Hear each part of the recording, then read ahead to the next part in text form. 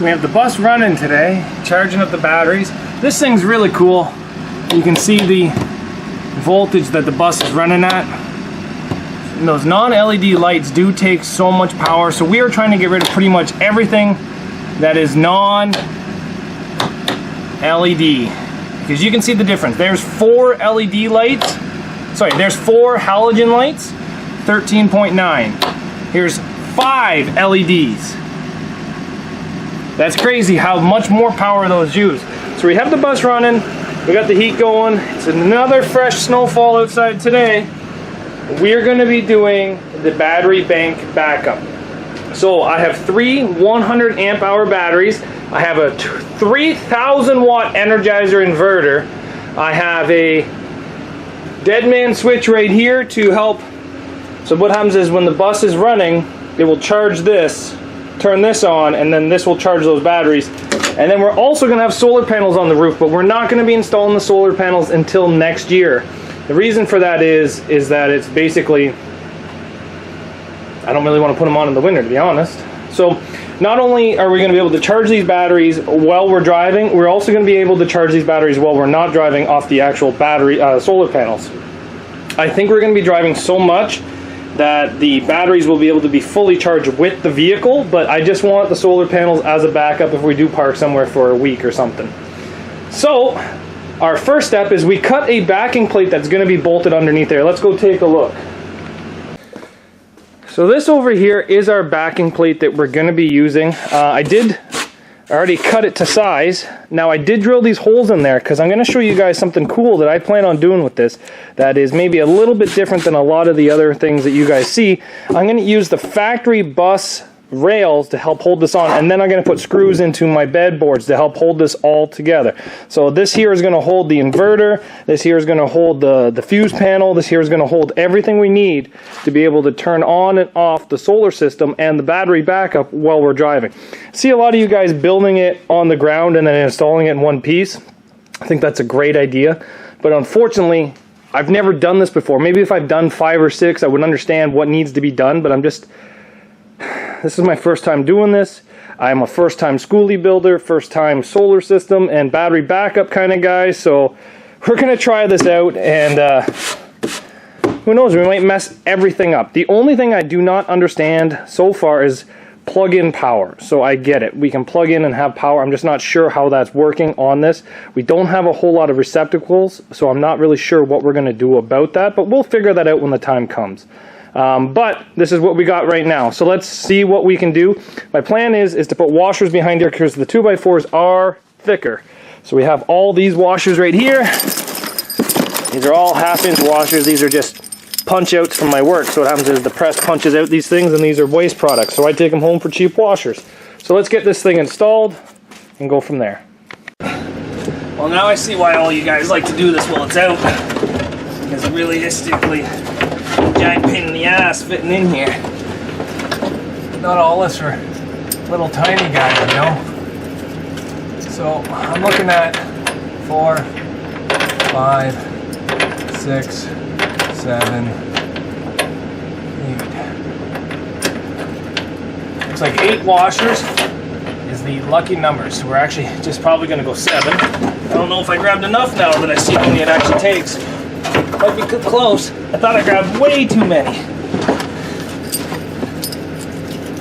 4, 5, 6, 7.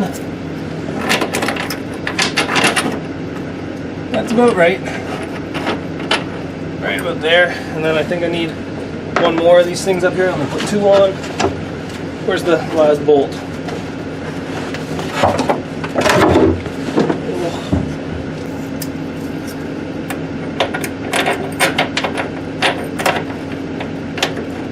Okay, so now we got the spacers up there.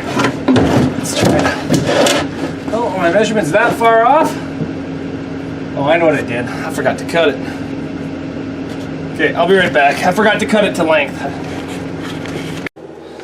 Okay, cut number 3.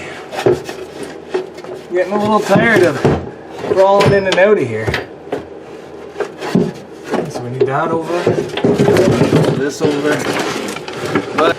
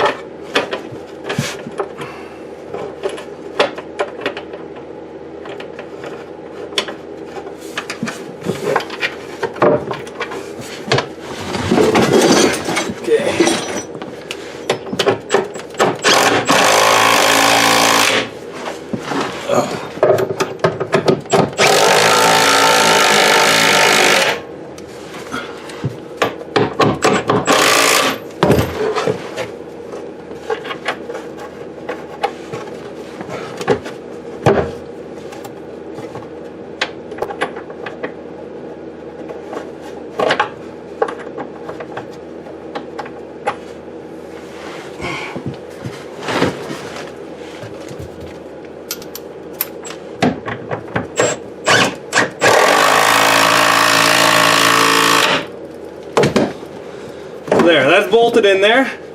That ain't gonna go nowhere. So now, what we're gonna do is we're gonna put some screws in there to hold it to the bedposts that are coming down, just for a double reassurance. Well, we're all jammed underneath here now. I have my battery box I built. It's just out of reclaimed skids from a job site. I got my Power Queen batteries. They're off Amazon.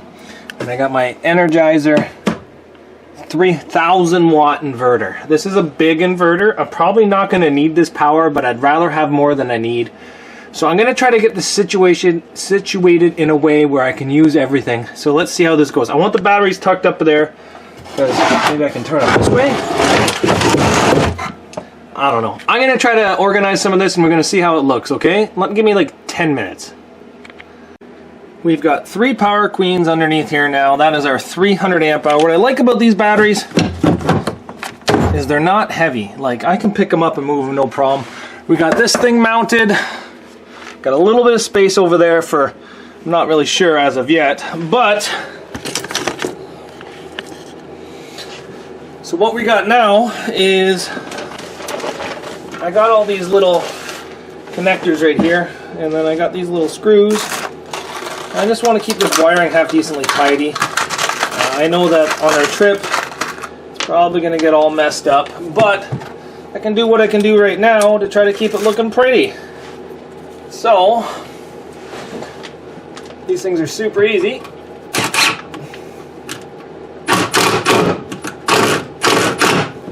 There we go. So I just want this to run down along here, and it's going to come along here over to the very first battery over here. So I'm going to get that all set up. I'm going to clean up some of this wiring here, keep it just looking a little prettier than what it is, and then I'll get right back to you guys. So let's get this done. So I imagine it's going to take me a bit because it's not a flattering spot, but I see why you guys do this all out there on the table, but maybe if I had done more, I would have felt confident doing that, but I don't really feel that confident doing that, so we're just going to do it this way. So I've been working underneath here all day, and I think I got quite a bit done. The only problem is that it's so cold. I'm shivering. The sun started going down. I had to get out some lights.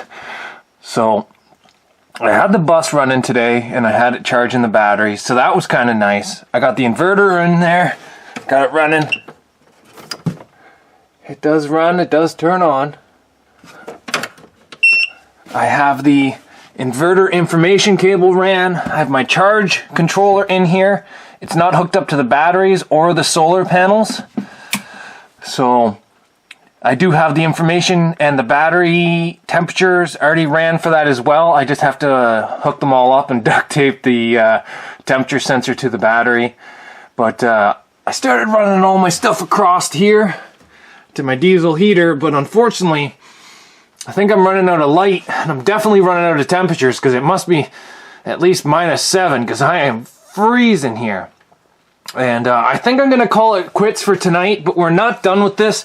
I see why you guys do all this outside of your bus and then put it in, but unfortunately I don't know this system well enough to be able to know where everything's gotta go. So this is working for me. It's just taking up a lot of time crawling underneath here repeatedly, but it is working, so you gotta be nice about that. Okay guys, we've been working at the solar panels again here today. We did buy some wires that are off Amazon. We bought a negative block, some wires that go from this to the batteries, a negative block for all my 12 volt. It's kind of bright over there, I'm sorry. So right now I just have a jumper wire hooked up to my 112 valve that is actually running my little diesel heater. So I modified this diesel heater to be closer to the ground, so that way I can have a little bit of storage above it, and then the tank is tucked away here at the side, so I can put fuel in it, or I can take the tank out and just do it that way. Exhaust is going down through the floor. I might tie it into the exhaust of the diesel itself, but all the wiring's tucked up out of the way. And guess what, guys? We got heat in this thing. So it's coming along. Just gotta turn this off. So we're gonna get a negative bank probably in the mail in the next 2 days. We're gonna get the rest of our wiring in the mail. I need to buy some ends for this. So that way we can get our 120 volt hooked up. I bought a 120 volt adapter as well. So that will be hooked up. Guys, this thing is coming together amazingly. I can't believe about my wiring skills. Like, I kind of thought this was going to be very shittily done, but honestly guys, this is going together really well. We're going to bring the remote turn on and turn off for the inverter to work today. We're going to bring the remote turn off for the solar into work today, so we can build a backing plate for them. I'd like to get them installed on the sink. The diesel heater, I have the remote thing all the way up here, so that way we can turn it on right from the comfort of our bed. But honestly guys, it's a little loud on the outside, but not too bad. It's just, this thing's coming together, and like, it's only December. So we still have quite a bit of time to work on this thing. I think that we are actually coming together at a very good pace. There's just lots of things to be done still. But honestly, I'm happy to do it with you guys. This may not be as in-depth as a lot of the other school bus building channels, but guys, I've never done this before. I look at some of these other schoolie build stuffs, and they're on their like 7th or 8th build. Unfortunately, this is my first one, and if I have too many things that go wrong with it, and maybe in 5 years I'll build another one, but I'm hoping this is my last one, to be honest. It's a big build, and honestly guys, I'm a lot of money into this. Like, I would have been cheaper just to buy like an old 1992 RV with a V10 gas in it, and probably the extra money I spent in fuel would have justified the very quick build time of the other one. But the other thing is, getting insurance for this thing was actually quite hard to do. Nobody wants to insure modified campers. CAA will not tow modified campers, which this thing is a modified camper. So I don't know, pluses and minuses everywhere, but we're just about ready for work today, so we got to turn off the heat, unfortunately. Now that we got it going, let's see how well we can turn this thing off here. Just hit the power button. I think I just turned it off. I don't know. I'm going to turn this thing off. So we just turned it off. I'm going to let it cool down for a bit, and then I'll disconnect the power. Just don't want to kill all the batteries as of quite yet, but everything is coming along, guys. Just always scared of this thing burning down when I'm at work. But thanks for watching. If you guys think I'm missing anything on this, let me know. I bought a little portal hole that's going to go up there, so that way I can get at the wiring when I have all this back together. So that's going to be all going back together pretty shortly, I think. There's a lot of stuff that still has to be done. But honestly, guys, it's coming together quite nicely, I think. One of the next things is I have all the wiring for stereos. So I don't know where any of this goes. So I'd like to find out where all the stereo wiring goes, that's for sure. Because there's stereo wiring back there. I'd like to get a stereo hooked up. That'd be pretty sweet. So thanks for watching, guys. We'll see you back here later on Zach's Workshop.